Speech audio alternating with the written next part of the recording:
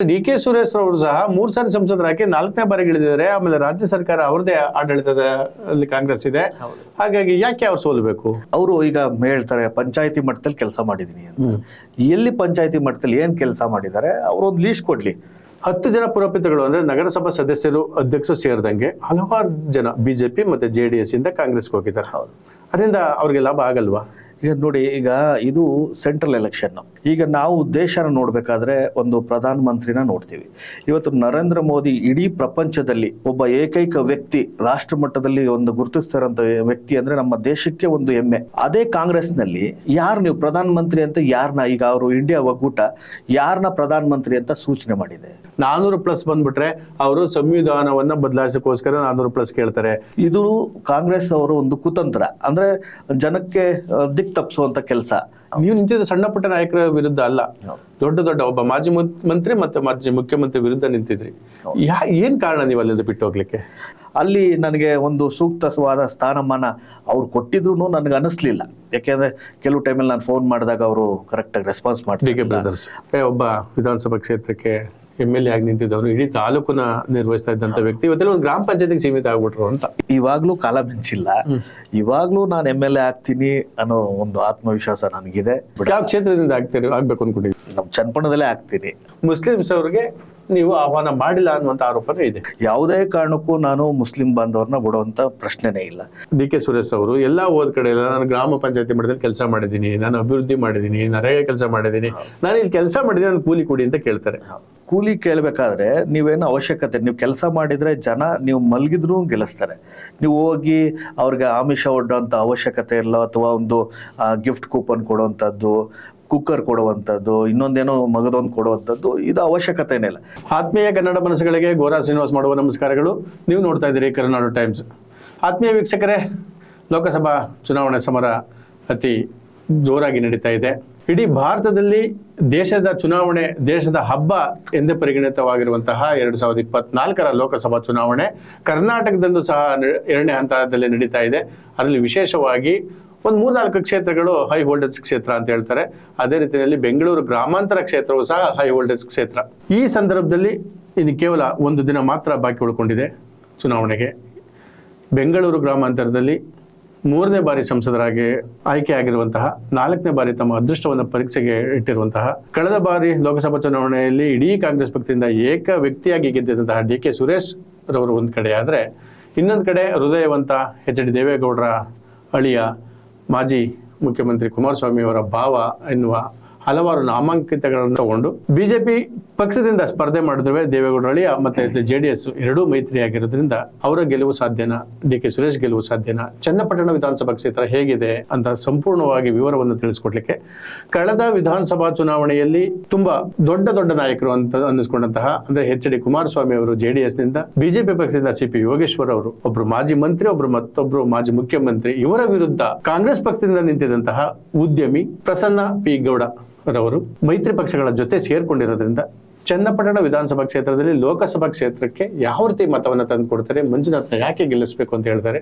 ಬನ್ನಿ ಅವ್ರ ಖುದ್ದು ಮಾತಾಡ್ಸೋಣ. ಸರ್ ನಮಸ್ತೆ. ಸರ್ ನಮಸ್ಕಾರ. ಕಳೆದ ಬಾರಿ ನೀವು ವಿಧಾನಸಭಾ ಕ್ಷೇತ್ರದಲ್ಲಿ, ಚನ್ನಪಟ್ಟಣ ವಿಧಾನಸಭಾ ಕ್ಷೇತ್ರದಲ್ಲಿ ಕಾಂಗ್ರೆಸ್ನ ಹುರಿಯಾಳಾಗಿ ಅಭ್ಯರ್ಥಿಯಾಗಿ ನಿಂತಿದ್ರಿ. ಈಗ ನೀವು ಮೈತ್ರಿ ಪಕ್ಷದ ಕಡೆ ವಾಲಿದಿರಿ. ಹೇಗಿದೆ ಸರ್ ಈಗ ಲೋಕಸಭಾ ಚುನಾವಣೆಯಲ್ಲಿ ಚನ್ನಪಟ್ಟಣ ವಿಧಾನಸಭಾ ಕ್ಷೇತ್ರ ಹೇಗಿದೆ? ತುಂಬಾ ಚೆನ್ನಾಗಿದೆ. ಜನ ನಮಗೆ ಉತ್ತಮ ರೀತಿಯಲ್ಲಿ ಸ್ಪಂದಿಸ್ತಾ ಇದ್ದಾರೆ. ನಾವು ಎರಡೂ ಪಕ್ಷ, ರಾಷ್ಟ್ರೀಯ ಪಕ್ಷ ಮತ್ತು ನಮ್ಮ JDS ಪಕ್ಷ ಒಂದಾಗಿರೋದ್ರಿಂದ ಪ್ರತಿಯೊಬ್ಬರು ಒಂದು ಉತ್ಸಾಹ, ಒಂದು ರೀತಿ ಆಲ್ರೆಡಿ ಮಂಜುನಾಥ್ ಗೆದ್ದಿದ್ದಾರೆ ಅನ್ನೋ ಒಂದು ಉತ್ಸಾಹನ ತೋರಿಸ್ತಾ ಇದ್ದಾರೆ. ಹಾಗಾಗಿ ಒಂದು ಉತ್ತಮ ರೀತಿಯಲ್ಲಿ ಜನ ಸ್ಪಂದಿಸ್ತಾ ಇರೋದ್ರಿಂದ ಒಂದು ಖುಷಿ ಆಗುತ್ತೆ. ಸರ್, ಈ ಲೋಕಸಭಾ ಚುನಾವಣೆಯಲ್ಲಿ ಒಂದ್ ಕಡೆ ಮಂಜುನಾಥ್, ಮತ್ತೊಂದ್ ಕಡೆ ಡಿ.ಕೆ. ಸುರೇಶ್. ಡಿ.ಕೆ. ಸುರೇಶ್ಗೆ ಒಂದು ಬ್ಯಾಕ್ ಗ್ರೌಂಡ್ ಇದೆ ಸರ್. ಏನಂತ? ಕಾಂಗ್ರೆಸ್ ಪಕ್ಷ ಸ್ಥಳೀಯ, ಈಗ ರಾಜ್ಯ ಸರ್ಕಾರ ಅವರದೇ ಪಕ್ಷ ಇದೆ, ಅಧಿಕಾರದಲ್ಲಿದೆ. ಒಂದು ಎರಡನೇದು, 3 ಬಾರಿ ಸಂಸದರಾಗಿದ್ದಂಥವ್ರು 4ನೇ ಬಾರಿಗೆ ಇಳಿದಿದ್ದಾರೆ. ಮಂಜುನಾಥ್ ರಾಜಕೀಯ ಹೊಸಬರು.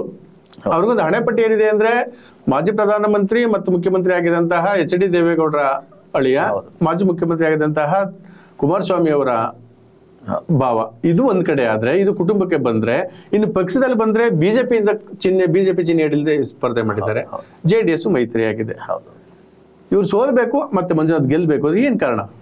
ಈಗ ನೋಡಿ, ರಾಜಕೀಯ ಜೀವನ ಅನ್ನೋದು ಒಂದು ಜನಗಳ ಸೇವೆ ಮಾಡೋಕ್ಕೆ ಬರುವಂಥ ಒಂದು ವೃತ್ತಿ. ಸೊ ಈ ಸೇವೆ ಮಾಡೋಕ್ಕೆ ಡಾಕ್ಟರ್ ಆಗ್ಬೋದು, ಈ ಮಗುವೊಂದಾಗ್ಬೋದು, ಯಾರೇ ಬಂದ್ರೂ ಜನ ಅದನ್ನು ಸ್ವೀಕಾರ ಮಾಡ್ತಾರೆ.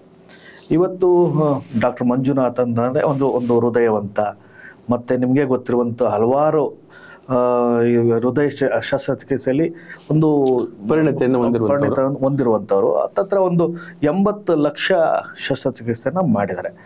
ಸೊ 35 ವರ್ಷ ಅವರ ವೃತ್ತಿ ಜೀವನವನ್ನು ಅದಕ್ಕೋಸ್ಕರ ಮುಡುಪಾಗಿಟ್ಟಿದ್ದಾರೆ. ಹಲವಾರು ಜೀವದಾನನೂ ಮಾಡಿದ್ದಾರೆ. ಇವತ್ತು ಅಂಥ ವ್ಯಕ್ತಿ, ಇದು ನಮ್ಮದು ಕ್ಯಾಂಡಿಡೇಟ್ ಅನ್ನೋದಕ್ಕಿಂತ ಹೆಚ್ಚಾಗಿ ನಮ್ಮ ಪ್ರಧಾನಮಂತ್ರಿಗಳಾದಂಥ ನರೇಂದ್ರ ಮೋದಿಯವರು ಮತ್ತು ಅಮಿತ್ ಶಾ ಅವರ ಒಂದು ಒಲವು ಡಾಕ್ಟರ್ ಮಂಜುನಾಥ್ ಅವ್ರಿಗೆ ಇದ್ದು, ಇವರು ನಮ್ಮ ಪಕ್ಷದಲ್ಲಿ ನಿಂತ್ಕೊಳ್ಳಿ, ಇವ್ರಿಗೆ ಒಳ್ಳೆ ಸ್ಥಾನಮಾನ ಕೊಡ್ತೀವಿ, ಇವರು ಇದ್ದರೆ ಒಂದು ಒಳ್ಳೆ ಜನಕ್ಕೆ ಒಂದು ಒಳ್ಳೆ ಸೂಚನೆ ಹೋಗುತ್ತೆ, ಒಂದು ಒಳ್ಳೆ ವ್ಯಕ್ತಿನ ನಾವು ರಾಜಕೀಯಕ್ಕೆ ತಗೊಬಂದಂಗೆ ಆಗುತ್ತೆ. ಮುಂದೆ ಅವರ ಏನು ಈಗ ಅವರು ಅವರ ವೃತ್ತಿ ಜೀವನದಲ್ಲಿ ಕೆಲಸ ಮಾಡಿದ್ದಾರೆ, ಅದು ರಾಜಕೀಯ ಜೀವನದಲ್ಲಿ ಮಾಡಲಿ ಅನ್ನೋ ಒಂದು ಉದ್ದೇಶದಿಂದ ಇವತ್ತು ಮಂಜುನಾಥ್ ಅವ್ರನ್ನ ಇದು ಮಂಜುನಾಥ್ ಅವ್ರ ಗೆಲ್ಲಕ್ಕೆ ನೀವು ಕೊಟ್ಟಂತ ಕಾರಣ ಸರ್. ಆದ್ರೆ ಡಿ.ಕೆ. ಸುರೇಶ್ ಅವರು ಸಹ 3 ಸಾರಿ ಸಂಸದರಾಗಿ 4ನೇ ಬಾರಿಗಿಳಿದಿದ್ದಾರೆ. ಆಮೇಲೆ ರಾಜ್ಯ ಸರ್ಕಾರ ಅವ್ರದೇ ಆಡಳಿತದ ಅಲ್ಲಿ ಕಾಂಗ್ರೆಸ್ ಇದೆ. ಹಾಗಾಗಿ ಯಾಕೆ ಅವ್ರು ಸೋಲ್ಬೇಕು? ಈಗ ನೋಡಿ, ಜನ ಅವ್ರನ್ನೂ 3 ಬಾರಿ ಗೆಲ್ಲಿಸಿ ಕಳಿಸಿದ್ದಾರೆ, ಒಳ್ಳೆ MP ಆಗಿ ಮಾಡಿ ಕಳಿಸಿದೀವಿ. ಆದರೆ ಅವ್ರದ್ದು ಏನು ಸಾಕ್ಷಿಗುಡ್ಡೆ ಏನು? ಚನ್ನಪಟ್ಟಣ ತಾಲೂಕು ರಾಮನಗರ ಜಿಲ್ಲೆಗೆ ಅವರು ಸಾಕ್ಷಿಗುಡ್ಡೆ ಏನು? ಇವತ್ತು ಚುನಾವಣೆ ಇನ್ನು ಮುಂದಿನ ಆ ಬಸ್ ನಿಲ್ದಾಣಗಳು ತಲೆ ಎತ್ತಿದ್ದಾವೆ.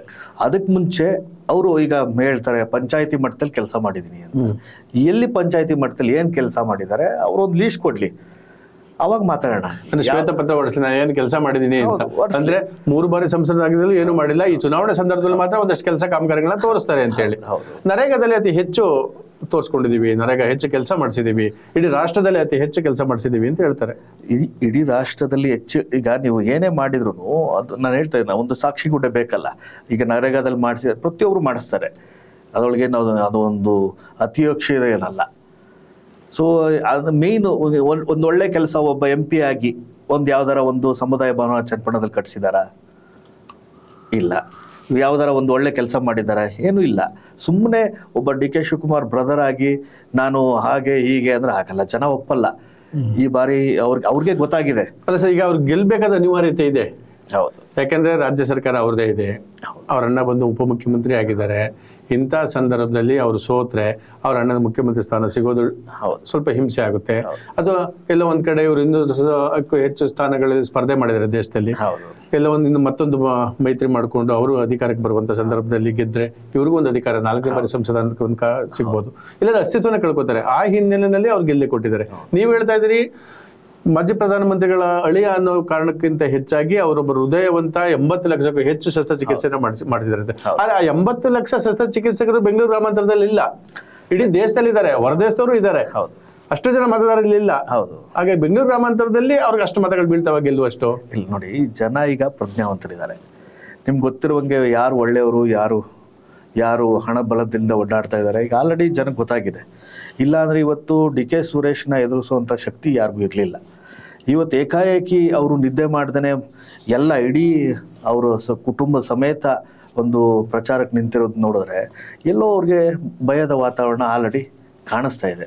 ಮುಂದೆ ನಾನು ಸೋಲ್ತೀನಿ ಅನ್ನೋದೊಂದು ಗೋಚರ ಅವ್ರಿಗೆ ಆಲ್ರೆಡಿ ಆಗ್ತಾ ಇದೆ. ಇಲ್ಲಾಂದರೆ ಯಾವುದೇ ಕಾರಣಕ್ಕೂ ಸುರೇಶ್ ಅವರ ಮುಖದಲ್ಲಿ ಒಂದು ಭಯದ ವಾತಾವರಣ ನಾನು ನೋಡೇ ಇರಲಿಲ್ಲ. ಯಾಕಂದ್ರೆ ನಾನೇ ಅಲ್ಲಿ ಕಾಂಗ್ರೆಸ್ ಪಕ್ಷದಲ್ಲಿ ಇದ್ದವ್ರನ್ನು. ಅವರಿಗೆ ಒಂಥರ ಅವರು ಒಂದು ಡಿಸಿಷನ್ ತೊಗೊಂಡಿದ್ರೆ ಅದು ಅಟಲವಾಗಿ ನಡ್ಕೊಂತ ರೀತಿಯಲ್ಲಿ ಅವ್ರು ಇದ್ದವರು. ಸೊ ಇವತ್ತು ಅವ್ರ ಮುಖದಲ್ಲಿ ಆ ಕಳೆ ಇಲ್ಲ. ಅಂದ್ರೆ ಮಂಜುನಾಥ್ ಅವ್ರು ನಿಂತಿರೋದ್ರಿಂದ ಗ್ಯಾರಂಟಿಗೆ ನಾವೆಲ್ಲ ಒಂದ್ ಕಡೆ ಸೋಲು ಆಗ್ಬಹುದು, ಮಂಜುನಾಥ್ ಗೆಲ್ತಾರೆ ಅನ್ನೋ ಭಾವನೆ ಅವ್ರ ವ್ಯಕ್ತಿ ಆಗ್ತಾ ಇದೆ. ಈಗ ಹಲವಾರು ವಿಶೇಷವಾಗಿ ನಾನು ಚನ್ನಪಟ್ಟಣಕ್ಕೆ ಬರ್ತೀನಿ ಸರ್. ನೀವು ಮೂಲತಃ ಚನ್ನಪಟ್ಟಣದವರಾದ್ರೂ ನಿಮ್ದೇ ಆದಂತ ಒಂದು ಬಿಸ್ನೆಸ್ ನಲ್ಲಿ ಉದ್ಯಮದಲ್ಲಿ ಒಂದು ಹಿಡಿತಾ ಬಂದಿದ್ರಿ. ನೀವು ಕಳೆದ ಬಾರಿ ದೊಡ್ಡಬಳ್ಳಾಪುರದಲ್ಲಿ ಅತಿ ದೊಡ್ಡದಾಗಿ ನೀವು ಎಲ್ಲೋ ವಿಧಾನಸಭೆ ಚುನಾವಣೆಗೆ ಅಲ್ಲೇ ನಿಲ್ತೀನಿ ಅಂತ ಹೋಗಿದ್ರಿ. ಅದಾದ ನಂತರ ಚನ್ನಪಟ್ಟಣಕ್ಕೆ ಬಂದ್ರಿ. ಇಲ್ಲೂ ಮೈತ್ರಿ ಪಕ್ಷ ಅಂದ್ರೆ ಅವತ್ತು JDS ಪಕ್ಷಕ್ಕೆ ಸೇರ್ಕೊಂಡ್ರಿ. ಈ ವಿಧಾನಸಭಾ ಕ್ಷೇತ್ರಕ್ಕೆ ಸಂಬಂಧಪಟ್ಟ ಹಾಗೆ ಚನ್ನಪಟ್ಟಣದಲ್ಲಿ 10 ಜನ ಪುರೋಹಿತಗಳು ಅಂದ್ರೆ ನಗರಸಭಾ ಸದಸ್ಯರು ಅಧ್ಯಕ್ಷರು ಸೇರಿದಂಗೆ ಹಲವಾರು ಜನ BJP ಮತ್ತೆ JDS ಇಂದ ಕಾಂಗ್ರೆಸ್ಗೆ ಹೋಗಿದ್ದಾರೆ. ಅದರಿಂದ ಅವ್ರಿಗೆ ಲಾಭ ಆಗಲ್ವಾ? ಈಗ ನೋಡಿ, ಈಗ ಇದು ಸೆಂಟ್ರಲ್ ಎಲೆಕ್ಷನ್. ಈ ಮಾಮೂಲಿ ವಿಧಾನಸಭೆ ಎಲೆಕ್ಷನ್ಗೂ ಸೆಂಟ್ರಲ್ಗೂ ಲಾಟ್ ಆಫ್ ಡಿಫ್ರೆನ್ಸ್ ಇರುತ್ತೆ. ಯಾಕೆಂದರೆ ಈಗ ನಾವು ದೇಶನ ನೋಡಬೇಕಾದ್ರೆ ಒಂದು ಪ್ರಧಾನಮಂತ್ರಿನ ನೋಡ್ತೀವಿ.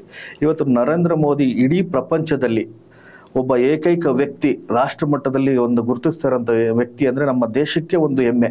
ಪ್ರಧಾನಮಂತ್ರಿ ನರೇಂದ್ರ ಮೋದಿ ಇರೋದ್ರಿಂದ.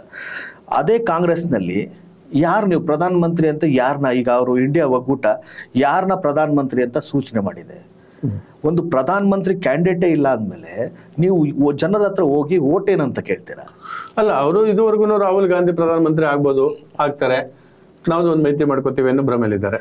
ಅದು ಆ ಭ್ರಮೆಲಿದ್ದಾರೆ ಅಷ್ಟೇ. ಆ ಭ್ರಮೆಗೆ ನಾವು ಆನ್ಸರ್ ಕೊಡೋಕ್ಕಾಗತ್ತಾ? ಈಗ ಇಂಡಿಯಾ ಒಕ್ಕೂಟ ರಾಹುಲ್ ಗಾಂಧಿನ ನಾವು ಪ್ರಧಾನಮಂತ್ರಿ ಮಾಡ್ತೀವಿ ಅಂದ್ರೆ ಅವರೇ ಒಪ್ಪಲ್ಲ. ಈಗ ಮೋದಿ ಅವರು ಸಹ ಭ್ರಮೆ ಅಂತ ಹೇಳ್ತಾರೆ. ಯಾಕೆ ಹೇಳ್ತಾರೆ ಅಂತ ಅಂದ್ರೆ 400+ ಕೇಳ್ತಾರೆ. 400+ ಈಗ ಹಲವಾರು ದಲಿತ ಸಂಘಟನೆಗಳು ಹೇಳ್ತಾರೆ 400+ ಬಂದ್ಬಿಟ್ರೆ ಅವರು ಸಂವಿಧಾನವನ್ನ ಬದಲಾಯಿಸೋಕ್ಕೋಸ್ಕರ 400+ ಕೇಳ್ತಾರೆ. 400+ ಯಾಕೆ ಕೇಳ್ತಾರೆ ಅಂದ್ರೆ ಮೀಸಲಾತಿಯನ್ನು ತೆಗಿಲಿಕ್ಕೋಸ್ಕರ 400+ ಕೇಳ್ತಾ ಇದ್ದಾರೆ.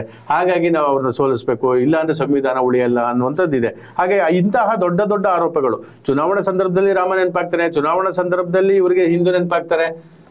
ಈಗ ನೋಡಿ, ನಿಮಗೆ ಗೊತ್ತಿರುವಂಗೆ ಎಲ್ಲೂ ಪ್ರಧಾನಮಂತ್ರಿಯವರು ಸಂವಿಧಾನನ ಚೇಂಜ್ ಮಾಡ್ತೀವಿ, ಸಂವಿಧಾನ ತಿದ್ದುಪಡಿ ಮಾಡ್ತೀವಿ ಅಂತ ಎಲ್ಲೂ ಹೇಳಿಲ್ಲ.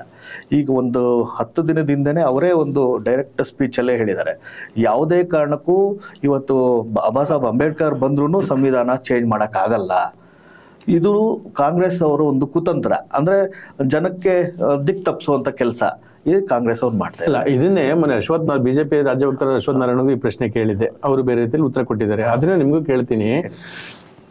ಇದುವರೆಗೂ ಈಗ ಚುನಾವಣೆಯ ಕೊನೆ ಹಂತದಲ್ಲಿ ಮೋದಿಯವರು ಬಾಬಾ ಸಾಹೇಬ್ ಅಂಬೇಡ್ಕರ್ ಅವರನ್ನೇ ಬಂದ್ರು ಸಂವಿಧಾನ ಬದಲಾಯಿಸಕ್ಕಾಗಲ್ಲ ಅಂತ ಹೇಳಿದಂಥವ್ರು, ಅವರದೇ ಸಂಸದರಾದಂತಹ ಅನಂತ್ ಕುಮಾರ್ ಹೆಗಡೆ ಸೇರಿದಂಗೆ ಹಲವಾರು ಬಿಜೆಪಿ ನಾಯಕರುಗಳು ಮತ್ತೆ RSS ನ ಮೋಹನ್ ಭಾಗವತರ್ ಸೇರಿದಂಗೆ ನಾವು ಬದಲಾಯಿಸ್ತೀವಿ ಅಂತ ಅಂದಾಗ ಯಾಕೆ ಈ ಮಾತಾಡ್ಲಿಲ್ಲ? ಅಲ್ಲ, ಸೂಕ್ತ ಸಮಯ ಬರಬೇಕಲ್ಲ. ಈಗ ಜನಕ್ಕೆ ಯಾರೋ ಒಬ್ರು ಮಾತಾಡ್ತಾರೆ ಅಂದರೆ ಈಗ ನಿಮಗೆ ಗೊತ್ತು, ಹತ್ತತ್ರ 575 550 ಚಿಲ್ಲರೆ ನಮ್ಮ MP ಲೋಕಸಭಾ MP ಗಳಿದ್ದಾರೆ. ಯಾರೋ ಒಬ್ರು ಮಾತಾಡ್ತಾರೆ, ಅವ್ರ ಕಿವಿಗೆ ಬೀಳ್ಬೇಕಲ್ಲ. ಸೊ ಸೂಕ್ತ ಸಮಯ ಬಂದಾಗ ಅದಕ್ಕೆ ಉತ್ತರ ಕೊಟ್ಟಿದ್ದಾರೆ. ಅದು ಈಗ ಒಂದು 10 ದಿನದಲ್ಲೇ ಅದು ಸೂಕ್ತ ಸಮಯ ಬಂದಿದೆ ಅಂತ ಅವ್ರಿಗೂ ಗೊತ್ತಾಗಿದೆ. ಸೊ ಜನ ಅಪಪ್ರಚಾರ ಮಾಡ್ತಾ ಇದ್ದಾರೆ, ಕಾಂಗ್ರೆಸ್ನವರು ಅಪಪ್ರಚಾರ ಮಾಡ್ತಾ ಇರೋ ಒಂದು ಉದ್ದೇಶದಿಂದ ಅವರೇ ಓಪನ್ ಸ್ಪೀಚಲ್ಲೇ ಹೇಳಿದ್ದಾರೆ, ಯಾವುದೇ ಕಾರಣಕ್ಕೂ ಯಾರೇ ಬಂದರೂ ಚೇಂಜ್ ಮಾಡೋಕ್ಕಾಗಲ್ಲ. ಸರಿ, ಚನ್ನಪಟ್ಟಣ ವಿಧಾನಸಭಾ ಕ್ಷೇತ್ರ ಈಗ ಲೋಕಸಭೆಯಲ್ಲಿ ಅದೊಂದು 8ರಲ್ಲಿ ಅದು ಒಂದು ಭಾಗ.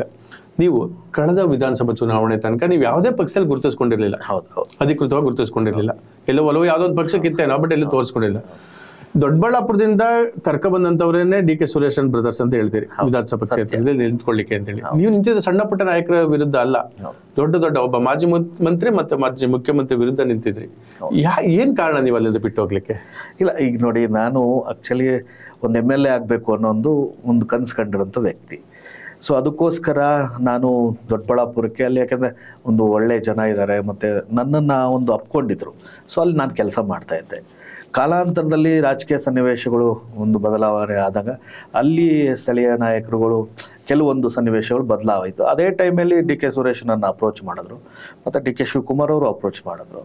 ನೀವು ಬನ್ನಿ, ಇಲ್ಲಿ ನಿಂತ್ಕೊಳ್ಳಿ, ನಿಮ್ಮ ಸಹಾಯ ಬೇಕಾಗತ್ತೆ ನಮ್ಮ ಕಾಂಗ್ರೆಸ್ ಪಕ್ಷಕ್ಕೆ, ನೀವು ಮುಂದೆ ಇವತ್ತಲ್ಲ ನಾಳೆ ಒಂದು ನಿಮ್ಗೆ ಉಜ್ವಲವಾದ ಭವಿಷ್ಯ ಇದೆ ಅಂತ ಹೇಳಿ ನನಗೆ ಹೇಳಿದ್ರು. ಆ ಉದ್ದೇಶಕ್ಕೆ ನಾನು ಈಗ ಕುಮಾರಸ್ವಾಮಿ ಅವ್ರದ್ದು ಆಲ್ರೆಡಿ ಆ ಟೈಮಲ್ಲಿ ಸ್ವಲ್ಪ ಏರುಪೇರು ಆಗ್ತಾ ಇಲ್ಲ, ಒಂದ್ ಕಡೆ CP ಯೋಗೇಶ್ವರ್ ಗೆಲ್ಲೋ ಹಂತದಲ್ಲಿ ಇದ್ರು. ಸೊ ಯಾಕೆ ನಾನು ಟ್ರೈ ಮಾಡಬಾರ್ದು ಅನ್ನೋ ಒಂದು ಉದ್ದೇಶಕ್ಕೆ ನಾನು ನಿಂತ ಮೇಲೆ ಒಳ್ಳೆಯವ್ರ ಮುಂದೆನೆ ನಿಂತು ಗೆಲ್ಲೋಣ ಅನ್ನೋ ಒಂದು ಉದ್ದೇಶಕ್ಕೆ ಬಂದೆ. ನಾನು ಪ್ರಾಮಾಣಿಕವಾಗಿ ಕೆಲಸ ಮಾಡಿದ್ದೆ. ಬಟ್ ರಾಜಕೀಯ ಸನ್ನಿವೇಶಗಳು ಅಲ್ಲಿ ನನಗೆ ಒಂದು ಸೂಕ್ತವಾದ ಸ್ಥಾನಮಾನ ಅವ್ರು ಕೊಟ್ಟಿದ್ರು ನನಗೆ ಅನಿಸ್ಲಿಲ್ಲ. ಯಾಕೆಂದರೆ ಕೆಲವು ಟೈಮಲ್ಲಿ ನಾನು ಫೋನ್ ಮಾಡಿದಾಗ ಅವರು ಕರೆಕ್ಟಾಗಿ ರೆಸ್ಪಾನ್ಸ್ ಮಾಡ್ತಿದ್ದಿಲ್ಲ. ಅವರು ಮೊದಲು ಮಾತಾಡಿದ ರೀತಿ, ನಾನು ವಾರಕ್ಕೊಂದ್ಸತಿ ನಿನ್ನ ಜೊತೆ ಬರ್ತೀನಿ, ನೀನೇನು ಹೇಳ್ತೀಯ ಅದು ಮಾಡ್ತೀನಿ, ನಾನು ಸಕ್ರಿಯವಾಗಿ ನಿನ್ನ ಜೊತೆ ತೊಡಗಿಸಲ್ಲ. ಅದು ಆರಂಭದ ದಿನಗಳು, ಚುನಾವಣಾ ಆರಂಭ ದಿನಗಳು, ಇಡೀ ರಾಜ್ಯವನ್ನ ಅವ್ರು ನೋಡ್ಬೇಕಾಗಿತ್ತು. ಅಂತ ಸಂದರ್ಭದಲ್ಲಿ ನೀವು ಹೊಸ ಕ್ಯಾಂಡಿಡೇಟು, ಅದು ನೀವು ನಿಂತಿದ್ದಂತ ನಿಮ್ಗೊಂದೊಂದು ಚಾಲೆಂಜ್ ಅದು. ಹೌದು. ಆಮೇಲೆ ನಿಮ್ಮ ಎಲ್ಲ ಒಡನಾಡಿಗಳು, ಸುಮಾರು ಜನ ಸ್ನೇಹಿತರುಗಳು ಪ್ರಶ್ನೆ ಮಾಡಿದಂತ ಸಂದರ್ಭದಲ್ಲಿ ಇಲ್ಲ ಅವ್ನಿಗೆ ಮೊದ್ಲಿಂದ ಒಂದು ಕನ್ಸಿತ್ತು, ಬಾಲ್ಯದಿಂದನೋ ಹೈಸ್ಕೂಲ್ ಮೇಟಿಂದನೋ ಅವ್ನಿಗೊಂದು ಕನ್ಸಿತ್ತು. ಹೌದು. ಈಗ ನಿಮ್ಮ ಆತ್ಮೀಯವಾಗಿ ಏಕವಚನದಲ್ಲಿ ಮಾತಾಡುವಂತ ಸ್ನೇಹಿತರುಗಳು ಹೇಳ್ತಿದ್ರು, ಒಂದ್ ಕನ್ಸಿತ್ತು ಕಣೆ ಅವನಿಗೆ, ಅವ್ನು MLA ಆಗ್ಬೇಕು ಅಂತ, ಒಂದ್ಸಲ MLA ಆಗ್ಬೇಕು ಅಂತ. ಆ ಕನ್ಸು ಎಲ್ಲ ಒಂದ್ ಕಡೆ ನಿಜ ಆಗ್ತಿತ್ತೇನೋ. ಇಲ್ಲ, ಇವಾಗ್ಲೂ ಕಾಲ ಮಿಂಚಿಲ್ಲ.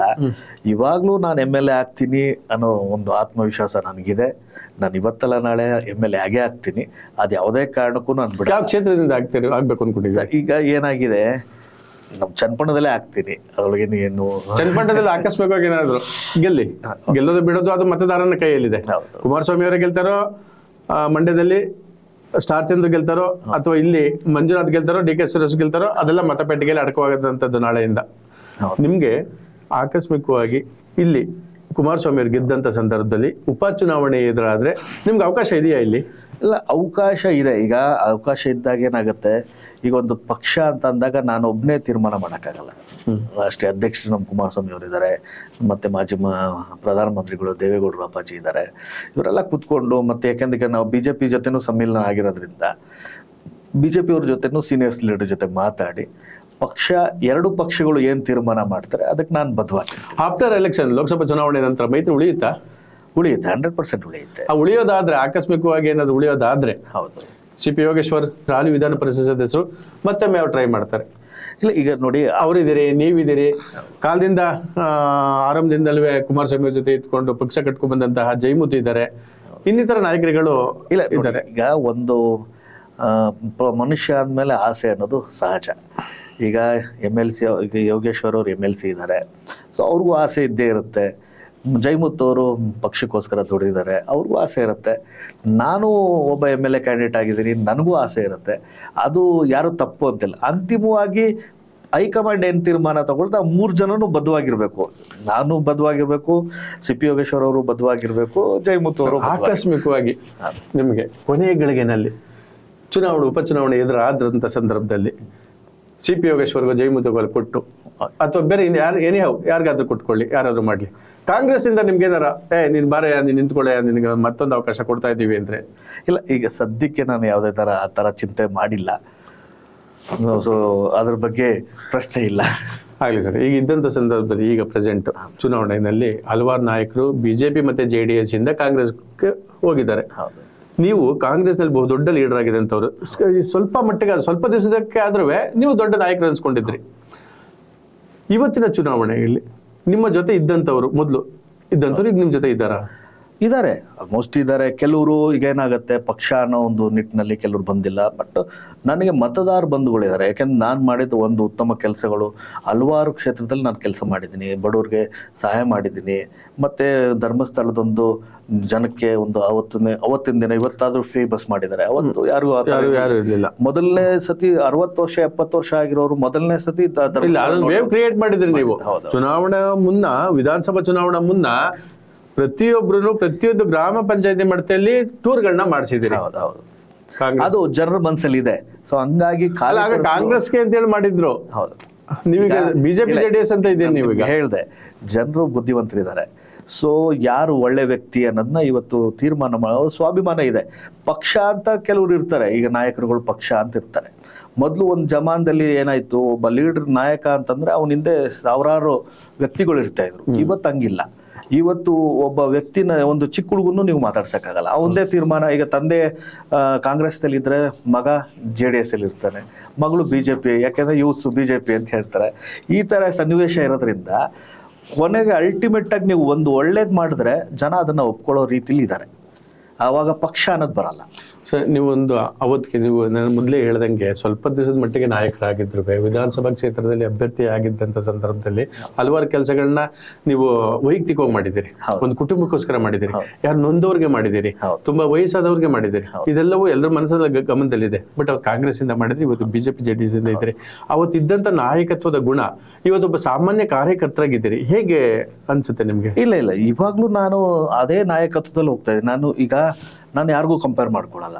ನನ್ನ ಮನಸ್ಸಿಗೆ ನಾನು ನಾಯಕ ಅಂತ ನಾನು ತೀರ್ಮಾನ ಮಾಡ್ಕೊಂಡಿದ್ದೆ. ನಾನು ನಾಯಕನ ತರಾನೇ ಹೋಗ್ತಾ ಇದ್ದೀನಿ. ಕೆಲವು ಸಭೆ ಸಮಾರಂಭಗಳಲ್ಲಿ ಜನರು ಮಾತಾಡ್ಕೊಂಡಂತ ವಿಚಾರಗಳೇನಿದ್ದು ಅಂದ್ರೆ, ಒಬ್ಬ ವಿಧಾನಸಭಾ ಕ್ಷೇತ್ರಕ್ಕೆ MLA ಆಗಿ ನಿಂತಿದ್ದವರು ಇಡೀ ತಾಲೂಕನ್ನ ನಿರ್ವಹಿಸ್ತಾ ಇದ್ದಂತ ವ್ಯಕ್ತಿ ಇವತ್ತೆಲ್ಲ ಒಂದು ಗ್ರಾಮ ಪಂಚಾಯತಿಗೆ ಸೀಮಿತ ಆಗ್ಬಿಟ್ರು ಅಂತ. ಇಲ್ಲ, ಅದು ನನ್ನ ವೈಯಕ್ತಿಕವಾದ ಒಂದು ನಿರ್ಧಾರ. ನಾನು ಗ್ರಾಮ ಪಂಚಾಯತಿಗೆ ಸೀಮಿತ ಆಗಿಲ್ಲ. ಕೆಲವೊಂದು ನನ್ನ ಬಿಸ್ನೆಸ್ಗಳು ಸ್ವಲ್ಪ ನಾನು 2 ವರ್ಷದಿಂದ ಮಾಡಿದ್ರಿಂದ ಏರುಪೇರು ಆಗಿಂದ ಸ್ವಲ್ಪ ಕಾನ್ಸಂಟ್ರೇಷನ್ ಆ ಕಡೆ ಕೊಟ್ಟಿದ್ದೀನಿ. ಬಟ್ ನಾನು ಕ್ಷೇತ್ರ ಬಿಟ್ಟೆಲ್ಲೂ ಹೋಗಿಲ್ಲ. ಈಗಲೂ ನಾನಾಗಲಿ CP ಯೋಗೇಶ್ವರ್ ಅವರಾಗಲಿ ಜೈಮುತ್ತು ಅವರಾಗಲಿ 24 ಮತ್ತೆ ನಮ್ಮ JDS ಅಲ್ಲಿ ನಾವು ಒಂಥರ ಪಂಚಪಾಂಡವರು ಇದ್ದಂಗಿದ್ದು. ಯಾರು, ನಾನಾಗಲಿ, ಜೈಮುತ್ತು ಅವರಾಗಲಿ, ದೇವರಾಜಣ್ಣ ಅವರಾಗಲಿ, ಕುಕ್ಕುರ್ದೊಡ್ಡಿ ಜಯರಾಮ್ ಅವರಾಗಲಿ, ಬೆಳಕೆರೆ ಕುಮಾರ್ ಆಗಲಿ, ಇವರೆಲ್ಲ ಒಂಥರ ನಾವು 5 ಜನ, ಮತ್ತು ನಮ್ಮ ನಾಗರಾಜಣ್ಣ, ಗೋವಿಂದಳ್ಳಿ ನಾಗರಾಜಣ್ಣ ಅವರಾಗಲಿ, ದಳಕ್ಕೆ ಅಂತ ನಾವು ಒಂದು ಪಂಚಪಾಂಡವರ ರೀತಿ ಕೆಲಸ ಮಾಡಿದ್ದೀವಿ. ಇವಾಗಲೂ ಅದೇ ರೀತಿ ಪ್ರತಿಯೊಬ್ಬರು ಅವರವ್ರ ಪಂಚಾಯತಿ ಲಿಮಿಟ್ಸಲ್ಲಿ ಏನಂದರೆ ಎಲ್ಲ ಕಡೆ ಹೋಗಿ ನಾವು ಓಡಾಡೋದ್ಕಿಂತ ನಮ್ಮ ಪಂಚಾಯತಿಲಿ ಲೀಡ್ ಕೊಡಬೇಕು ಅನ್ನೋದು ಪ್ರತಿಯೊಬ್ಬರು ಮಾಡ್ಕೊ. ಈಗ ಬೇವೂರು ಭಾಗದಲ್ಲಿ ನಮ್ಮ ದೇವರಾಜಣ್ಣ ಸಕ್ರಿಯವಾಗಿ ಅವ್ರಿಗೆ ವಯಸ್ಸಾಗಿದೆ, ಕಾಲಲ್ಲಿ ನಡೆಯೋಕ್ಕಾಗಲ್ಲ, ಸಕ್ರಿಯವಾಗಿ ನಡ್ಕೊಂಡು ಕೆಲಸ ಮಾಡ್ತಾ ಇದ್ದಾರೆ. ಅದೇ ಗೋವಿಂದಳ್ಳಿ ಭಾಗದಲ್ಲಿ ನಮ್ಮ ನಾಗರಾಜಣ್ಣ ಮತ್ತು ಕುಕ್ಕುರದೊಡ್ಡಿ ನಮ್ಮ ಜಯರಾಮ್ ಅವರು ಇಬ್ಬರು ಸಕ್ರಿಯವಾಗಿ, ಮತ್ತು ಬೆಳಕೆರೆ ಕುಮಾರ್ ಅವರು ಇದ್ದಾರೆ, ಅವರು ಸಕ್ರಿಯವಾಗಿ. ಈ ಭಾಗದಲ್ಲಿ ನಾವು ನಮ್ಮ ಕೋಡಂಬಳ್ಳಿ ಭಾಗದಲ್ಲಿ ನಾನಿದ್ದೀನಿ, ನಮ್ಮ ನಿಡ್ಗೋಡಿ ಬಾಬು ಅವರು ಇದ್ದಾರೆ. ಸೊ ಇವರೆಲ್ಲ ನಾವು ಸಕ್ರಿಯವಾಗಿ ನಮ್ಮ ಪಂಚಾಯತಿನ ನಾವು ಲೀಡ್ ಅಂದ್ರೆ ನಿಮ್ಮ ಪಂಚಾಯತಿ ವ್ಯಾಪ್ತಿನಲ್ಲಿ ನೀವು ಕೆಲಸಗಳನ್ನ ಮಾಡಬೇಕು, ನಾವು ಮಂಜುನಾಥ್ ಅವ್ರನ್ನ ಗೆಲ್ಲಿಸಬೇಕು. ಈಗ ಪಟ್ಟಣಕ್ಕೆ ಸಂಬಂಧಪಟ್ಟ ನಗರಸಭೆ ಸಂಬಂಧಪಟ್ಟ ಹಾಗೆ 10 ಜನ JDS ಪುರಪಿತೃಗಳು ಏಕಾಏಕಿ ಕಾಂಗ್ರೆಸ್ಗೆ ಹೋಗಿದ್ದಾರೆ. 10 ವಾರ್ಡ್ಗಳು, 10 ವಾರ್ಡ್ಗಳಲ್ಲಿ ಏನಾಗ್ಬೋದು ಸರ್? ನೋಡಿ, ಈಗ ನಾನು ನಿಮ್ಗೆ ಹೇಳಿದೆ, ಆವಾಗಲೇ ನಿಮ್ಗೆ ಹೇಳಿದೆ, ಇದು ಸೆಂಟ್ರಲ್ ಎಲೆಕ್ಷನ್ನು. ಯಾವುದೋ ವ್ಯಕ್ತಿ ಹೋದರೆ ಅವನಿಂದ ಯಾರು ಜನ ಹೋಗುವಂತ ಇಲ್ಲ. ಸೊ ಇವತ್ತು ಪ್ರಜ್ಞಾವಂತರಿರೋದ್ರಿಂದ BJPಗೆ ಅತಿ ಹೆಚ್ಚು ಈಗ ಮೈನಾರಿಟಿ ಕೆಲವರು ಈಗ ಭ್ರಮೇಲಿದ್ದಾರೆ. ಯಾರು DK ಶಿವಕುಮಾರ್ ಮತ್ತು ಸುರೇಶ್ ಅವರು ಒಂದು ಭ್ರಮಾಲೋಕದಲ್ಲಿದ್ದಾರೆ. ಮೈನಾರಿಟಿ 100% ಓಟು ನಮಗೆ ಆಗತ್ತೆ, ಕಾಂಗ್ರೆಸ್ಗೆ ಆಗತ್ತೆ ಅನ್ನೋದು ನೀವು ಅದನ್ನ ಹೇಳಿದಿರಲ್ಲ. HD ಕುಮಾರಸ್ವಾಮಿ ಅವರು ಪತ್ರಿಕಾಗೋಷ್ಠಿಯಲ್ಲಿ ಹೇಳಿದ್ದಾರೆ ನಮ್ಗೆ ಮುಸ್ಲಿಮ್ಸ್ ಓಟ್ ಬೇಡ ಅಂತ ಹೇಳಿ. ಇಲ್ಲ ಒಂದು ನಿಮಿಷ, ಇವರು BJP ಅವರು ಅಂತೂ ನಮ್ಗೆ ಸಾರಸಕ್ಟಕ್ಕೆ ಬೇಡ ಅಂತಿದ್ದಾರೆ. ಇವೆರಡನ್ನೂ ಯಾಕೆ ಹೇಳಿದೆ ಅಂದ್ರೆ, ಇದೇ ನಗರಸಭೆಗೆ ಸಂಬಂಧಪಟ್ಟಂಗೆ ಅಮಿತ್ ಶಾ ಅವ್ರು ಬಂದ ಹಿಂದೊಂದು ದಿವಸನೂ ಸಹ ಮುಸ್ಲಿಮ್ಸ್ ಅವ್ರಿಗೆ ನೀವು ಆಹ್ವಾನ ಮಾಡಿಲ್ಲ ಅನ್ನುವಂಥ ಆರೋಪನೇ ಇದೆ. ಇಲ್ಲ, ಅದು ತಪ್ಪು ಗ್ರಹಿಕೆ. ನಾವು ಮುಸ್ಲಿಮ್ಸ್ ಅವ್ರಿಗೂ ಆಹ್ವಾನ ಮಾಡಿದ್ದೀವಿ. ಆದರೆ ಕೆಲವು ಈಗ ಏನಾಗುತ್ತೆ, ಒಂದು ಜಾತಿ ಅವ್ರಿಗೆ ಸೀಮಿತ ಅಂತ ಅಂದ್ಕೊಂಡಿರೋದು ಒಂದು ಕಾಂಗ್ರೆಸ್ ಪಕ್ಷ. ನಾವು ಆ ಥರ ಅಂದ್ಕೊಂಡಿಲ್ಲ. ಈಗಲೂ ನಮ್ಮ JDS ಪಕ್ಷಕ್ಕೆ ಮೈನಾರಿಟಿ ಅವರು ತುಂಬ ಒಳ್ಳೆ ಸಪೋರ್ಟರ್ಸ್ ಇದ್ದಾರೆ. ಸುಮಾರು ಜನ ಇದ್ದಾರೆ. ಈಗ ಅವರು ಅಲ್ಲಿ ಹೋಗೆಲ್ಲ ನೀವು ಚುನಾವಣೆ ಸಂದರ್ಭದಲ್ಲಿ ಚುನಾವಣಾ ಪ್ರಚಾರ ಮಾಡಿದ್ದೀರಾ? ಮಾಡ್ತಾ ಇದೀವಿ, ಆಲ್ರೆಡಿ ಮಾಡ್ತಾ ಇದೀವಿ ಅದನ್ನ. ಆಮೇಲೆ ಅವ್ರಿಗೆ 100% ಹೋಗುತ್ತೆ ಅನ್ನೋ ಭ್ರಮೆನ ಅದನ್ನ ಕಮ್ಮಿ ಮಾಡ್ತೀವಿ ನಾವು. ಈಗ ನಮ್ಗೆ ವೈಯಕ್ತಿಕವಾಗಿ ನನಗೆ ಮುಸ್ಲಿಮ್ಸ್ ಅವ್ರು ತುಂಬಾ ಚೆನ್ನಾಗಿ. ಅಲ್ಲ, ನೀವು ಕಾಂಗ್ರೆಸ್ ಇದ್ದಾಗ ಮುಸ್ಲಿಮ್ಸ್ ಅತಿಯಾಗಿ ಬರ್ತಿದ್ರು, ಅತಿಯಾಗಿ ಸಹಾಯ ಮಾಡ್ತಿದ್ರು, ಅದು ಮತ್ತೊಂದು ಮಾಡ್ತಿದ್ರು, ಬಟ್ ನೀವು ಬೆಂಬಲಿಗರಾಗಿದ್ರು. ಈಗ ಅವೇ ಇದೆಯಾ? ಇದೆ, 100% ಇದೆ. ಈಗ ನನ್ನ ವೈಯಕ್ತಿಕವಾಗಿ ನಾನು ಹೇಳಿದ್ನಲ್ಲ, ಮುಸ್ಲಿಂ ಬಾಂಧವ್ರ ಜೊತೆ ನಂದು ತುಂಬ ಚೆನ್ನಾಗೇ ಒಡನಾಟ ಇದೆ. ಯಾವುದೇ ಕಾರಣಕ್ಕೂ ನಾನು ಮುಸ್ಲಿಂ ಬಾಂಧವ್ರನ್ನ ಬಿಡುವಂಥ ಪ್ರಶ್ನೆನೇ ಇಲ್ಲ. ಅವ್ರ ಜೊತೆ ನಾನು ಸದಾ ಇರ್ತೀನಿ ಅಂತ. ಈಗ ಜನ ಏನಾಗಿದೆ, ಬುದ್ಧಿವಂತರಾಗಿದ್ದಾರೆ. ನಿಮಗೆ ಟೈಮ್ ಸರಿಯಾಗಿ ಒಂದು ಸಹಾಯವಾಗಿ ಒಂದು ಬೆನ್ನೆಲ್ಲ ಪಕ್ಷಕ್ಕಿಂತ ಹೆಚ್ಚಾಗಿ ವ್ಯಕ್ತಿ ನೋಡಿ ಜೊತೆ ಬರ್ತಾರೆ ಅಂತ ಹೇಳ್ತೀರಿ. 100% ನೋಡ್ತಾರೆ, ಅದರೊಳಗೇನು ಡೌಟೇ ಇಲ್ಲ. ನೀವು ಕಳೆದ ವಿಧಾನಸಭಾ ಚುನಾವಣೆ ಸಂದರ್ಭದಲ್ಲಿ ಮಾಜಿ ಮುಖ್ಯಮಂತ್ರಿ ಕುಮಾರಸ್ವಾಮಿ ಅವರು ಮತ್ತು ಮಾಜಿ ಮಂತ್ರಿಗಳಾದಂತಹ CP ಯೋಗೇಶ್ವರ್ ಅವರು ಸ್ಪರ್ಧೆಯನ್ನು ಮಾಡಿದ್ರು. ಅವರಿಬ್ಬರ ವಿರುದ್ಧ ತಾವು ಸ್ಪರ್ಧೆ ಮಾಡಿದ್ರಿ ಕಾಂಗ್ರೆಸ್ ಪಕ್ಷದಿಂದ. ಸೊ ನೀವು ನಿಂತಿದ್ರೆ ಕುಮಾರಸ್ವಾಮಿ ಅವರು ಗೆಲ್ಲ ಸಾಧ್ಯತೆ ಇತ್ತಾ? ಇದು ಒಂದು ನಾನು ನಿಂತಿದ್ರೆ ಕುಮಾರಸ್ವಾಮಿ ಅವ್ರು ಗೆಲ್ತಾ ಇದ್ರು ಅಥವಾ ಯೋಗೇಶ್ವರ್ ಅವ್ರು ಗೆಲ್ತಾ ಇದ್ರು ಗೊತ್ತಿಲ್ಲ. ಬಟ್ ನಾನು ದಳಕ್ಕೆ ಹೋದ್ರಿಂದ ಮೈನಾರಿಟಿ ಅವ್ರು ಏನಾಯಿತು, ನಮ್ಮ ಸಪೋರ್ಟ್, ನಾನು ಮುಸ್ಲಿಂ ಮೊದಲೇ ನಿಮ್ಗೆ ಹೇಳಿದೆ, ಮುಸ್ಲಿಂ ಬಾಂಧವರು ನನ್ನ ಜೊತೆ ತುಂಬ ಚೆನ್ನಾಗಿರೋದ್ರಿಂದ ಎಲ್ಲೋ ಒಂದು ಕಡೆ ಚೇಂಜಸ್ ಆಗುತ್ತೆ ಅಂತ. ಹಾಗಾಗಿ ಅದನ್ನು ಒಳ್ಳೆ ರಿಸಲ್ಟ್ ನಮ್ಮ. ಅಂದ್ರೆ ಮುಸ್ಲಿಮ್ಸ್ ಓಟ್ಗಳೆಲ್ಲ ನೀವು ಕಾಂಗ್ರೆಸ್ನಲ್ಲಿ ಏನ್ ಸಹಾಯ ಮಾಡಿದ್ರು ಹೌದು ಮುಸ್ಲಿಂ ಸಮುದಾಯಕ್ಕೆ, ಆ ಸಮುದಾಯವೆಲ್ಲ ಒಟ್ಟಾಗಿ ನಿಮ್ ಹಿಂದೆ ಬಂದು ಅವ್ರ ಮತ ಹಾಕ್ತು ಅಂತ ಹೇಳಿ JDS ಬಂದಾಗ. ಸತ್ಯ. ಅಂದ್ರೆ ಆ ಲೆಕ್ಕಾಚಾರಕ್ಕೆ ಹೋದ್ರೆ ಕುಮಾರಸ್ವಾಮಿ ಅವರು ಎಲ್ಲ ಒಂದ್ ಕಡೆ ಸೋಲಿನ ಮೆಟ್ಲು ಹತ್ತಬೇಕಾಗಿತ್ತು, ನೀವು ಹೋದ ನಂತರ ಅವ್ರು ಗೆಲುವು ಮೆಟ್ಲು ಹತ್ತಿದ್ದಾರೆ ಅಂತ ಹೇಳ್ತಾರೆ. ನೋಡಿ, ಅದನ್ನ ನಾನು ಹೇಳಕ್ ಬರಲ್ಲ. ಅದು ಒಂದು ಅಳಿಲು ಸೇವೆ. ಕುಮಾರಸ್ವಾಮಿ ಅವರು ಒಂದು ಗೆಲ್ಲೋದಕ್ಕೆ ಪ್ರತಿಯೊಬ್ರು ಏನಾಗಿದೆ, ಸೇವೆ ಇದೆ. ಮೈತ್ರಿ ಇರೋದನ್ನು ಇಬ್ರು ಬಿಟ್ಕೊಡ್ತಾ ಇಲ್ಲ. ಇತ್ತಾಗ ಯೋಗೇಶ್ವರ್ನ ಬಿಟ್ಕೊಡ್ತಾ ಇಲ್ಲ, ಅದಕ್ಕೆ ಕುಮಾರಸ್ವಾಮಿ ಅವ್ರನ್ನ ಬಿಟ್ಕೊಡ್ತಾ ಇಲ್ಲ. ಈಗ ಅಲ್ಲ, ನೀವು ಹೋಗಿದ್ದು ಕುಮಾರಸ್ವಾಮಿ ಪ್ಲಸ್ ಆಯ್ತು. ಹೌದು, 100%. ನೀವು ಕಾಂಗ್ರೆಸ್ ಬಿಟ್ಟಿದ್ದು ಕುಮಾರಸ್ವಾಮಿ ಪ್ಲಸ್ ಆಯ್ತು. ಅದ್ರಲ್ಲಿ ಎರಡನೇ ಮಾತಿಲ್ಲ ಅದು. ಹಾಗೆ ಈ 3 ಸಾರಿ ಸಂಸದರಾಗಿದ್ದಂತ, 4ನೇ ಸಾರಿಗೆ ಕಾಲಿಟ್ಟಿರುವಂತ DK ಸುರೇಶ್ ಅವರು ಎಲ್ಲ ಹೋದ ಕಡೆ ಎಲ್ಲ ನಾನು ಗ್ರಾಮ ಪಂಚಾಯತಿ ಮಟ್ಟದಲ್ಲಿ ಕೆಲಸ ಮಾಡಿದ್ದೀನಿ, ನಾನು ಅಭಿವೃದ್ಧಿ ಮಾಡಿದ್ದೀನಿ, ನರೇಗಾ ಕೆಲಸ ಮಾಡಿದ್ದೀನಿ, ನಾನು ಇಲ್ಲಿ ಕೆಲಸ ಮಾಡಿದ್ದೀನಿ, ನಾನು ಕೂಲಿ ಕೊಡಿ ಅಂತ ಕೇಳ್ತಾರೆ. ಈಗ ನೋಡಿ, ಅವರೇ ಹೇಳ್ಕೊಂಬಂದು ನನಗೆ ಕೂಲಿ ಕೊಡಿ ಅಂತ ಅವರೇ ಎಲ್ಲ ಕಡೆನೂ ಅವರು ಹೇಳ್ಕೊಂಬರ್ತಾ ಇದ್ದಾರೆ. ಕೂಲಿ ಕೇಳಬೇಕಾದ್ರೆ ನೀವೇನು ಅವಶ್ಯಕತೆ, ನೀವು ಕೆಲಸ ಮಾಡಿದರೆ ಜನ ನೀವು ಮಲಗಿದ್ರೂ ಗೆಲ್ಲಿಸ್ತಾರೆ. ನೀವು ಹೋಗಿ ಅವ್ರಿಗೆ ಆಮಿಷ ಒಡ್ಡೋಂಥ ಅವಶ್ಯಕತೆ ಇಲ್ಲ, ಅಥವಾ ಒಂದು ಗಿಫ್ಟ್ ಕೂಪನ್ ಕೊಡುವಂಥದ್ದು, ಕುಕ್ಕರ್ ಕೊಡುವಂಥದ್ದು, ಇನ್ನೊಂದೇನೋ ಮಗದೊಂದು ಕೊಡುವಂಥದ್ದು, ಇದು ಅವಶ್ಯಕತೆನೇ ಇಲ್ಲ. ಯಾವಾಗ ನೀವು ಮನಸ್ಸಲ್ಲಿ ನಾನು ಒಬ್ರಿಗೆ ಹೆಲ್ಪ್ ಮಾಡಿದ್ದೀನಿ, ಅವ್ರು ನನಗೆ ಸಹಾಯ ಮಾಡ್ತಾರೆ ಅಂದಾಗ ನೀವು ಇವೆಲ್ಲ ಮಾಡುವಂಥ ಆಮಿಷ ಒಡ್ಡೋಂಥ ಕೆಲಸ ಏನಿದೆ. ಹಂಗಾದ್ರೆ ನೀವು ಆಮಿಷ ಒಡ್ತಾ ಇದ್ದೀರಾ ಅಂದರೆ ನಿಮಗೆ ಅದು ನೀವು ಕೂಲಿ ಕೇಳ್ತಾ ಇಲ್ಲ ಅಂತ ಅರ್ಥ. ಅಂದರೆ ನೀವು ಕೆಲಸನೇ ಮಾಡಿಲ್ಲ, ನಿಮಗೆ ಗೊತ್ತಾಗ್ತಾ ಇದೆ ಎಲ್ಲೋ ನಾನು ಸೋತ್ಬಿಡ್ತೀನಿ ಅಂತ ಈ ಆಮಿಷಕ್ಕೆ. ಅಂದ್ರೆ ಯಾವುದೇ ಗಿಮಿಕೆಗಳ ನಡೆಯಲ್ಲ, ಮಂಜುನಾಥ್ ಗೆಲ್ತಾರೆ ಅಂತ ಹೇಳ್ತೀರಿ. ಸೊ ಒಟ್ಟಾರೆ ಚನ್ನಪಟ್ಟಣ ವಿಧಾನಸಭಾ ಕ್ಷೇತ್ರಕ್ಕೆ ಸಂಬಂಧಪಟ್ಟ ಹಾಗೆ ಮಂಜುನಾಥ್ ಅವರಿಗೆ ಎಷ್ಟು ಲೀಡ್ ಕೊಡ್ತೀರಿ? ಚನ್ನಪಟ್ಟಣ ನಾವು ಹತ್ತತ್ರ 60,000-80,000 ನೀವು ಇವತ್ತೇ ಬರ್ಕೊಳ್ಳಿ. ನಾನು ಇವತ್ತು ಪ್ರೆಸ್ ಮೀಟ್ ಮಾಡಿದ್ದೀನಿ. 60,000-80,000 ಚನ್ನಪಟ್ಟಣದಲ್ಲೇ ನಾವು ಲೀಡ್ ಕೊಡ್ತೀವಿ. ಕನ್ಫರ್ಮ್ ಅಂದ್ರೆ ಮಂಜುನಾಥ್ ಗೆಲ್ತಾರೆ. ಅದರೊಳಗೆ ಯಾವುದೇ ಥರ ಪ್ರಶ್ನೆನೇ ಇಲ್ಲ. ಸುರೇಶ್ ಗೆಲುವು ಅಷ್ಟೇ. ಅವ್ರಿಗೆ ಮಂಜುನಾಥ್ ಅನ್ನೋ ಒಂದು ಕ್ಯಾಂಡಿಡೇಟ್ ಅಂತ ಆದ ದಿನಾನೇ ಅವ್ರದ್ದು ಅಲ್ಲೇ ಸೋಲು ಅಂತ ಅವರೇ ಅರ್ಥ ಮಾಡ್ಕೊಂಡಿದ್ದಾರೆ. ಇವತ್ತು ಸುರೇಶ್ ಅವ್ರ ಮುಖದಲ್ಲಿ ನಿಮ್ಗೆ ಎಲ್ಲೂ ಆ ಚಾರ್ಮ ಅನ್ನೋದು ಕಾಣಿಸ್ತಾ ಇದೆಯಾ ನೋಡಿ, ನೀವೇ ಹೇಳಿ. ಅಲ್ಲ, ಆ ಮಟ್ಟಕ್ಕೆ ಹೋಗ್ಬೇಕು ಅಂತಂದ್ರೆ ನಿಮ್ಮ ಎರಡೂ ಪಕ್ಷಗಳ ನಾಯಕರು ಒಟ್ಟಾಗಿದ್ದೀರಾ, ಕಾರ್ಯಕರ್ತರ? ನಾನು ಹೇಳ್ತಾ ಇದ್ದೀನಲ್ಲ, ನಾವಾಗ್ಲಿ ನಮ್ಮ ಬಿಜೆಪಿ ಪಕ್ಷದ ಪ್ರತಿಯೊಬ್ರು, ಇವತ್ತು ಅಶ್ವಥ್ ನಾರಾಯಣ ಇರ್ಬೋದು, ಮುನಿರತ್ನ ಅವ್ರು ಇರ್ಬೋದು, ಅಲ್ಲಿ ಕೃಷ್ಣಪ್ಪನವ್ರು ಇರ್ಬೋದು, ಪ್ರತಿಯೊಬ್ರು ಅವ್ರ ವೈಯಕ್ತಿಕ ಎಲೆಕ್ಷನ್ ಹೆಂಗ್ ಮಾಡ್ತಾ ಇದ್ದಾರೆ ಅದೇ ತರ ಒಬ್ಬ ಒಳ್ಳೆ ವ್ಯಕ್ತಿ ನಿಂತಿದ್ದಾನೆ ಅನ್ನೋ ಒಂದು ಉದ್ದೇಶದಿಂದ ಪ್ರತಿಯೊಬ್ರು ವೈಯಕ್ತಿಕ ಎಲೆಕ್ಷನ್ನೇ ಮಾಡ್ತಾ ಇದ್ದಾರೆ. ಹಾಗಾಗಿ ಯಾವುದೇ ಕಾರಣಕ್ಕೂ ನಾವು ಅತಿ ಹೆಚ್ಚು ಮತದಿಂದ ನಾವು 2 ಲಕ್ಷ, ಯಾಕಂದ್ರೆ 8 ವಿಧಾನಸಭಾ ಕ್ಷೇತ್ರ ಇರೋದು. ಅವರೆಲ್ಲ ಒಂದ್ ಕಡೆ ಹೇಳ್ಕೊತಾರೆ ಕನಿಷ್ಠ ನಾವು 5 ವಿಧಾನಸಭಾ ಕ್ಷೇತ್ರದಲ್ಲಿ ನಾವು ಗ್ಯಾರಂಟಿಯಾಗಿ ಲೀಡ್ ತಗೋತೀವಿ. ಅದು ಅವ್ರ ಭ್ರಮೇಲಿ ಇದಾರೆ ಅಷ್ಟೇ. ಯಾವುದೇ ಕಾರಣಕ್ಕೂ ಕನಕಪುರ ಒಂದು ತಗೋಬಹುದು. ಅವರು ಕನಕಪುರ ಅನ್ಕೊಂಡಿದ್ರು ನಾವು 1 ಲಕ್ಷ, ಈಗೇನು ಅವರು ಕಳೆದ ಇದು ವಿಧಾನಸಭೆ ಎಲೆಕ್ಷನ್ ಅಲ್ಲಿ 1,20,000 ಚಿಲ್ಲರೆ ಅವ್ರು ತಗೊಂಡಿದ್ದಾರೆ. ಅದೇ ಭ್ರಮೇಲೆ ಅವರು ನಾವು 1 ಲಕ್ಷ ತಗೊಳ್ತೀವಿ. ಯಾವುದೇ ಕಾರಣಕ್ಕೆ ಬರೆದಿಟ್ಕೊಳ್ಳಿ, ಅವ್ರು 50,000 ಮೇಲೆ ದಾಟಲ್ಲ. 50,000 ಮೇಲೆ ದಾಟಲ್ಲ, ಅವ್ರು ರೀಚ್ ಆಗ್ತೀವಿ. ಯಾಕಂದ್ರೆ ಜನ ಇವಾಗ ಅವರ ಒಂದು ದುರಾಡಳಿತನ ಜನ ತಿರಸ್ಕಾರ ಮಾಡಿದ್ದಾರೆ. ಇವತ್ತು ದೇವೇಗೌಡರು ಬಂದಾಗಲಿ, ಕುಮಾರಸ್ವಾಮಿ ಅವ್ರು ಬಂದಾಗಲಿ ಆ ಜನ ಸೇರ್ತಾ ಇದಾರಲ್ಲ, ನಿಮ್ಗೆ ಅದರೊಳಗೆ ಅರ್ಥ ಆಗುತ್ತೆ. ಹೋಗಿ ನೀವು ಕನಕಪುರ ಜನರ ಹತ್ರ ಮಾತಾಡಿದ್ರೆ ಇವತ್ತಿನ ಸಿಚುವೇಶನ್. JDS-ಗೆ ಏನ್ ಮೈನಸ್ ಅಂತ ಅಂದ್ರೆ ಹಲವಾರು JDS-ನವ್ರು ಇರ್ಬೋದು, ಕಾಂಗ್ರೆಸ್ನವ್ರು ಇರ್ಬೋದು, ಬಿಜೆಪಿ ಅವರಲ್ಲಿ ಕೆಲವು ಪ್ರಜ್ಞಾವಂತ ಅನ್ನಿಸ್ಕೊಂಡಂತವ್ರು ದೇವೇಗೌಡರು ಮತ್ತೆ ಕುಮಾರಸ್ವಾಮಿ ಮಾತನ್ನ ಉಳಿಸ್ಕೊಳ್ಳಲ್ಲ, ಮಾತಾಡದಂತೆ ನಡ್ಕೊಳ್ಳಲ್ಲ ಅನ್ನುವಂತ ರೀತಿಯಲ್ಲಿ ನಡ್ಕೊಂತಾ ಇದ್ದಾರೆ. ಅಂದ್ರೆ ಎಲ್ಲ ಒಂದ್ ಕಡೆ ಅವ್ರು ಏನೇನು ಮಾತಾಡಿರೋ ಅದು ಯಾವ್ದನ್ನು ನಡ್ಸ್ಕೊತಾ ಇಲ್ಲ. ಇವತ್ತು ಬಿಜೆಪಿ ಜೊತೆ ಹೋಗ್ತಾರೆ, ಮತ್ತೊಂದ್ಸರಿ ಕಾಂಗ್ರೆಸ್ ಜೊತೆ ಹೋಗ್ತಾರೆ, ತಿರ್ಗಿ ಅವ್ರ ವಿರುದ್ಧ ಮಾತಾಡ್ತಾರೆ, ಇವ್ರ ವಿರುದ್ಧ ಮಾತಾಡ್ತಾರೆ. ಅಂತವ್ರ ಜೊತೆ ಕಾರ್ಯಕರ್ತರು ನಿಲ್ತಾರ? ಇಲ್ಲ ನೋಡಿ, JDS ಅಲ್ಲಿ ಕಾರ್ಯಕರ್ತರು ಇದಾರಲ್ಲ, ಪ್ರಾಮಾಣಿಕ ಕಾರ್ಯಕರ್ತರು JDS ಅಲ್ಲಿ ಇದ್ದಾರೆ. ನಾನು ಕಾಂಗ್ರೆಸ್ ಅಲ್ಲೂ ಇದ್ದೆ, JDS ಬಂದೆ. ಬಟ್ ಕಾಂಗ್ರೆಸ್ಗಿಂತ ಹೆಚ್ಚಿನ ಒಂದು ಪ್ರಾಮಾಣಿಕತೆ ನೋಡಿದ್ದು ನಾನು JDS ಕಾರ್ಯಕರ್ತರಲ್ಲಿ. ಮತ್ತು ನಮ್ಮ ಮಾಜಿ ಪ್ರಧಾನಮಂತ್ರಿಗಳು ದೇವೇಗೌಡರು ಅವತ್ತಿನ ಕಾಲದಲ್ಲಿ, ಇವತ್ತು ಇವ್ರು ಹೇಳ್ತಾರೆ ಅನ್ನಭಾಗ್ಯ ಅಂತ, ದೇವೇಗೌಡರು ಅವತ್ತಿನ ಕಾಲದಲ್ಲೇ 2 ರೂಪಾಯಿ ಅಕ್ಕಿ ಘೋಷಣೆ ಇಡೀ ದೇಶಕ್ಕೆ ಮಾಡಿದಂಥ ವ್ಯಕ್ತಿಯವರು. ಇವತ್ತು ಇವರು ಅದನ್ನು ಕಾಪಿ ಮಾಡಿಕೊಂಡು ಸೆಂಟ್ರಲ್ ಗೌರ್ಮೆಂಟ್ ನಾವು 5 kg ಕೊಟ್ಟರೆ ಇನ್ನೊಂದು 5 kg ಕೊಡ್ತೀನಿ ಅಂತ ಅದನ್ನು ಕರೆಕ್ಟಾಗಿ ಕೊಡ್ದೇನೆ, ದುಡ್ಡನ್ನು ಕರೆಕ್ಟಾಗಿ ಕೊಡ್ತಾ ಇಲ್ಲ. ಇವತ್ತು ಸರ್ಕಾರ ದಿವಾಳಿ ಆಗಿದೆ, ಸಂಬಳ ಕೊಡೋಕ್ಕೆ ಸರ್ಕಾರದಲ್ಲಿ ದುಡ್ಡಿಲ್ಲ, ಮಾತಾಡ್ತಿಲ್ಲ. ಹೌದು. ಅಂದ್ರೆ ಒಟ್ಟಾರೆ ಚನ್ನಪಟ್ಟಣ ವಿಧಾನಸಭಾ ಕ್ಷೇತ್ರ 8 ವಿಧಾನಸಭಾ ಕ್ಷೇತ್ರಗಳಲ್ಲಿ ಲೋಕಸಭೆಗೆ ಸಂಬಂಧಪಟ್ಟಂತೆ ಚನ್ನಪಟ್ಟಣ ವಿಧಾನಸಭಾ ಕ್ಷೇತ್ರದಲ್ಲಿ JDS ಮತ್ತು ಬಿಜೆಪಿ ಮೈತ್ರಿ ಒಳ್ಳೆ ರಿಸಲ್ಟ್ ನ ಕೊಡ್ತೀರಿ? 100% ಕೊಡ್ತೀವಿ. ಮಂಜುನಾಥನ್ನ ಗೆಲ್ಲಿಸ್ತೀರಿ? ಅದರೊಳಗೆ ಯಾವುದೇ ತರ ಸಂಶಯನೇ ಇಲ್ಲ ಸರ್. ಇನ್ನೊಂದು ಕೊನೆಯ ಹಂತದ ಪ್ರಶ್ನೆ ಇದು. ನೀವು ಹೇಳಿದ್ರಿ ರಾಜ್ಯದಲ್ಲಿ ಅಥವಾ ಜಯದೇವದಲ್ಲಿ ಮಾಡಿರುವಂಥ ಸೇವೆ ಮತ್ತೆ ರಾಜ್ಯಕ್ಕೆ ಸಿಗಬೇಕು, ರಾಷ್ಟ್ರಕ್ಕೂ ಸಿಗಬೇಕು. ಆ ನಿಟ್ಟಿನಲ್ಲಿ ಮುಂದೆ ಒಂದು ದಿವಸ ಆರೋಗ್ಯ ಮಂತ್ರಿ ಆಗ್ತಾರೆ ಅನ್ನೋ ನಿಟ್ಟಿನಲ್ಲಿ ಹೇಳಿದ್ರು. ಅದನ್ನ ನಾವೆಲ್ಲ ಅಥವಾ ನೀವೆಲ್ಲ ಇಷ್ಟೆಲ್ಲ ಕಷ್ಟಪಡೋ ಬದಲು ಮೋದಿ ಅವರು ಒಮ್ಮೆ ಆದ್ರೂ ಮಂಜುನಾಥ್ ಅವ್ರು ಗೆದ್ರೆ ನಾವು ಕೇಂದ್ರದಲ್ಲಿ ಆರೋಗ್ಯ ಮಂತ್ರಿ ಮಾಡ್ತೀವಿ ಅಂತ ಒಂದು ಹೇಳಿಕೆ ಕೊಟ್ಟಿದ್ರೆ ಸಾಕಾಗ್ತಿತ್ತಲ್ವಾ?